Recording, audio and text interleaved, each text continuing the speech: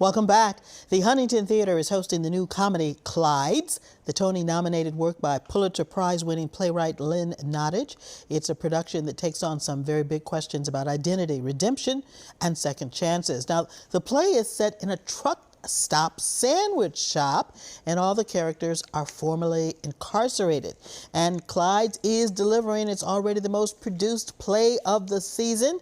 Joining me now is April Nixon. She plays the boss, Clyde. Hi, April. How are you? I'm good. How are you, Karen? I'm so happy to see you today. Thank you for having me. I want people to kind of understand what we're going to see on stage. It's a comedic play, but it does touch on some very dark topics, including prison, drugs, homelessness, poverty.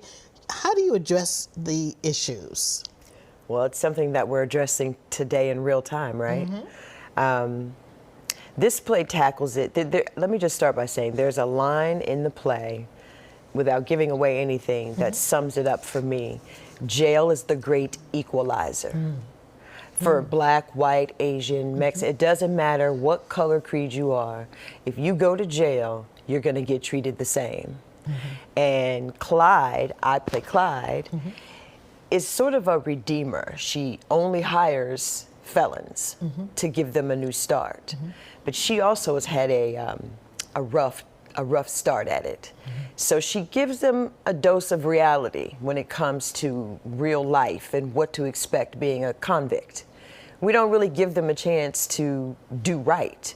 They serve their time, they get out, and they still have a hard time reacclimating to life as we know it, normal people who are not or have not been incarcerated.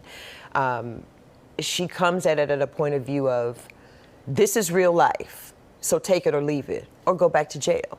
Okay, all right. And you know, to your point, an underlying theme of the play is second chances. You mentioned the incarcerated people that are hired at Clyde's. Right now, there are 2 million people in the United States prisons and jails, and that's a 500% increase over the last 40 years. The unemployment rate after incarceration nearly 5 times higher than the general population. And explain how the characters are impacted by those statistics. Well, honestly, I don't think Clyde gives 2 cents about the statistics. Let's say Montrellis is one of the older people who works in the kitchen. And he's coming from a teaching perspective with the other 3 that are in the kitchen with him. He's trying to give them knowledge, and he uses food to do that. Instead of saying, you know, the statistics are that 90% of people who come out are going to go back in within a week or a month. He doesn't come at it from that perspective, where Clyde does, absolutely. She's like, it's my way or back to jail. And Montrellis is like, listen, you can find substance and, you know, a growth. You can find something in food. Like we always talk as African Americans, food is our great equalizer. You know, we always sit in the kitchen and we have conversations around the kitchen table. Food brings people together, and he comes at it through that way of, if you put a little love with that sauce, you know, and make sure that lettuce isn't quite iceberg, but you know, the way you make something, you do it with love. So there's no statistics. We don't look at it in that way. Because it's real life. Because it's real life. It's every day. The play is set in a truck stop, in a diner. How did the location work with the character development? Well, it's easy because I've been to many truck stops. Because as a performer, I have driven across country from Florida to Cincinnati, Chicago to New York. Like, I've driven all over the place. And you stop at these rest stops or these truck stops, and it is something kind of seedy about it, you know? You have to be aware of your surroundings. And I think it takes sort of a mental toughness in order to work at a place like this.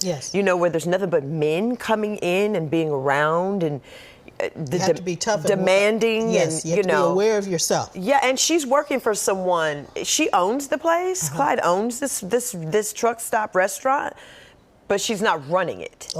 So you know, she has to be sort of a Tougher than tough. Listen, we have something we want to show everybody before we run out of time. The characters have what you can call a shared dream to create the perfect sandwich. Let's listen to a clip from the show. Okay. Okay. Blue cheese with spinach, habaneros, and candied apples. Ooh. Okay. Pulled pork, pickled onions, and blueberry compote on a soft pretzel bun. Okay. Jason. I don't know. Come on. Grilled skirt steak, sauteed in butter, thinly sliced, caramelized onions, and peach chutney. On. A cheddar biscuit. A cheddar biscuit! Yes! A very pivotal scene. Why is that so important to the characters? It's important for Jason because he's learning about himself. He's learning about his capabilities, of what he is capable of doing if he puts his mind and his heart into it. And it's also important because the other people in the kitchen are supporting him. He's never had the support. And it's wonderful when you can have people support you. Your family isn't always blood. That's right. That's right.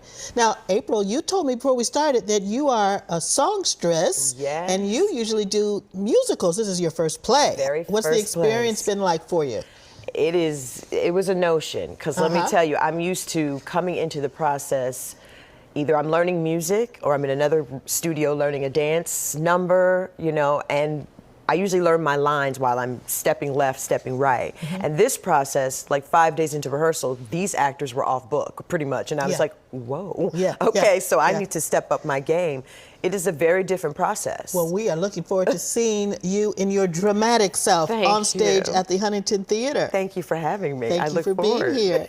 Everybody, the show runs through April 23rd at the Huntington Theater, and tickets are available online at huntingtontheater.org. The play is called Clyde's. Thanks so much for watching, everyone. Be sure